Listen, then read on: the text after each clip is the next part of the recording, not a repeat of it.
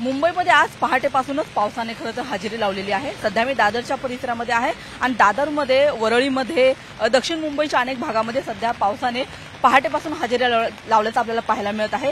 खरं तर पहाटेचीच वेळ आहे आणि त्याच्यामुळे चाकरमान्यांची म्हणावी तेवढी गर्दी नाहीये। मात्र जे लहानगे आहेत, जे खरं तर शाळेसाठी निघालेले आहेत, असे शाळकरी मुलं आपल्याला अनेक ठिकाणी पाहायला मिळतात आणि या पावसामुळे त्यांची सुद्धा एक दगदग होताना आपल्याला पाहायला मिळत आहे।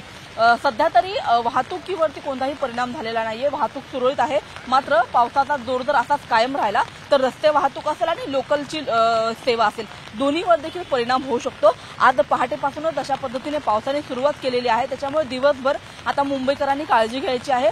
घराच्या बाहेर पडताना मुंबईकरांनी आवर्जून छत्री आणि रेनकोटचा खरं तर वापर करायचा आहे।